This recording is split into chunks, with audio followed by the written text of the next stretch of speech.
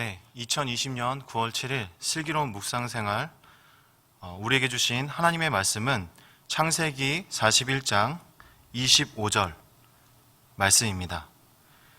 창세기 41장 25절 한 목소리로 읽겠습니다.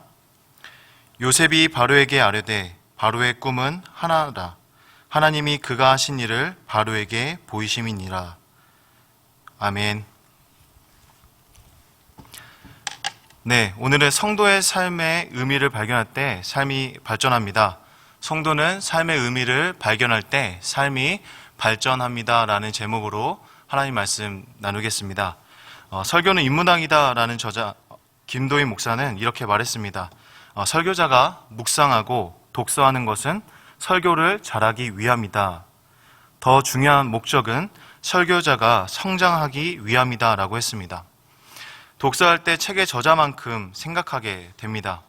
성경의 저자는 하나님이십니다. 그렇다면 성도가 성경을 묵상할 때 어떤 변화가 나타날까요? 성도는 묵상할 때 하나님만큼 성장하게 되는 것입니다. 묵상과 사고와 신념은 신앙생활과 연결됩니다. 연결되니 삶의 의미를 발견하기 시작합니다. 의미가 생기니 삶이 발전하기 시작합니다. 저는 신대원 3학년 때 야간 편의점 아르바이트를 했습니다.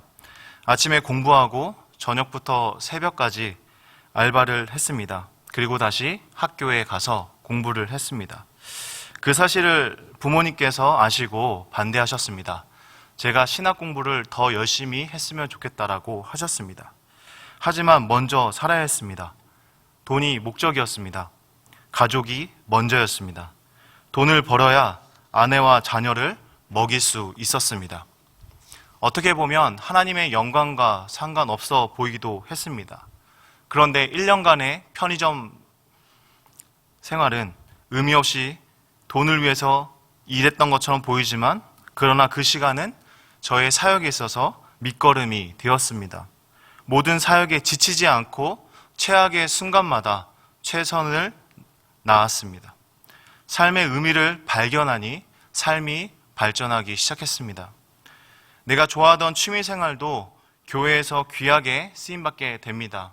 종이접기, 그리기, 글쓰기, 이런 단순한 취미생활도 하나님의 공적인 사역에서 귀하게 사용됩니다. 영화부 교사 선생님들의 일상의 취미가 일상의 경험이 쌓이고 쌓여서 영화부 아이들을 위해서 귀하게 쓰임받게 됩니다. 삶의 의미를 발견하면 삶이 발전합니다. 하나님의 사역에 귀하게 쓰임받게 됩니다. 저는 지난 토요일에 우리 교회 청년 한 명에게 인디자인이라는 프로그램을 배웠습니다. 그 청년의 과거 이야기를 하나 들었습니다. 기독교 정신을 갖고 있는 회사에 면접을 봤었습니다. 그때 면접관이 왜 회사에 지원했는지 묻자 그는 이렇게 대답했다고 합니다. 11조를 내려고 지원했습니다. 면접관은 그 말을 듣자마자 합격! 내일부터 나오세요! 라고 이야기했습니다.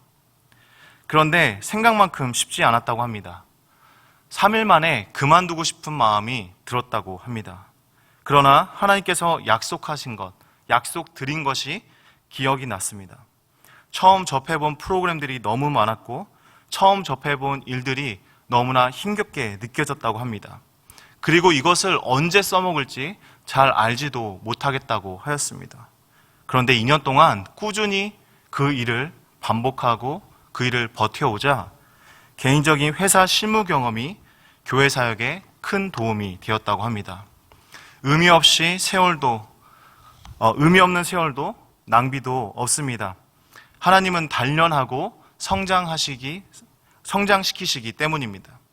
삶의 의미를 발견할 때 삶은 발전합니다. 성도의 삶의 의미를 발견할 때 삶은 발전합니다. 요셉은 자신의 삶이 어떻게 흘러가는지 몰랐습니다. 그러나 자신이 어떻게 살아야 하는지는 알고 있었습니다. 그는 지극히 개인적인 삶을 살았습니다.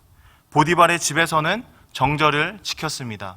감옥에서는 정직을 행했습니다.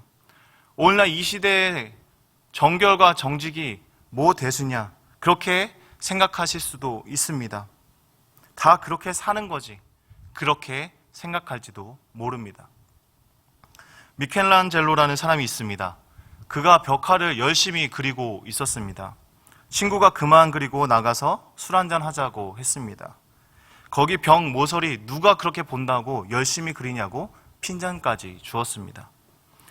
그때 미켈란젤로가 이렇게 대답했습니다. 내가 알아. 내가 알지. 라고 말했습니다.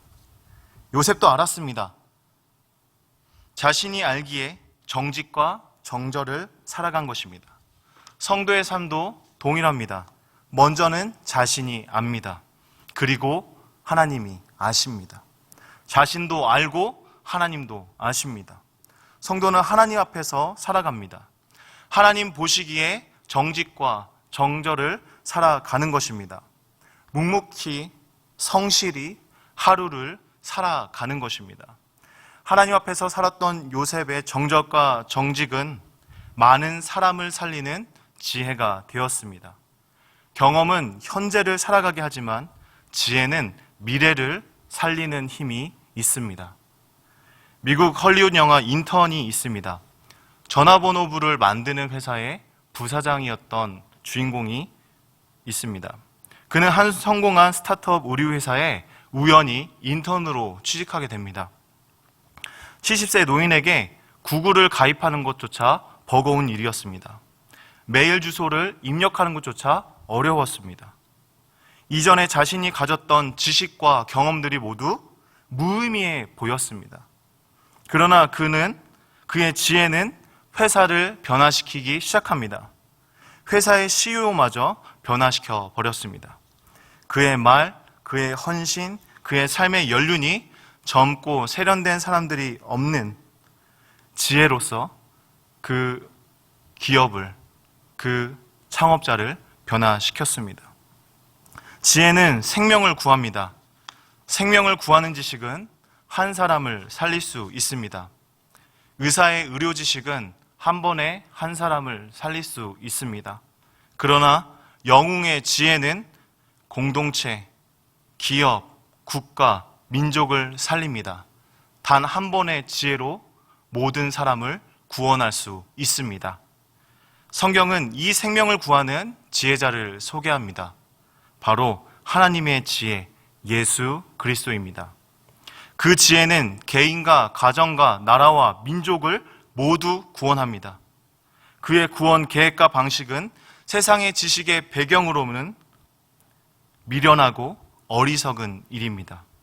하지만 세상이 가질 수 없는 그 지혜는 생명을 살립니다. 오늘 우리의 경험과 지식이 예수 그리스도 안에서 지혜로 변화되길 소망합니다. 성도는 묵상할 때 하나님만큼 성장합니다. 성도는 기도할 때 하나님만큼 깊어집니다. 기도와 묵상을 통해 삶의 의미를 발견하고 삶을 발전시키는 저와 사랑하는 수인교회 성도님 되길 간절히 소망합니다. 오늘 말씀을 생각하면서 함께 기도하겠습니다. 하나님만큼 성장하는 묵상 생활을 위하여 또 하나님만큼 깊어지는 기도를 위하여 기도했으면 좋겠습니다. 현재 상황을 생각하면서 기도했으면 좋겠습니다.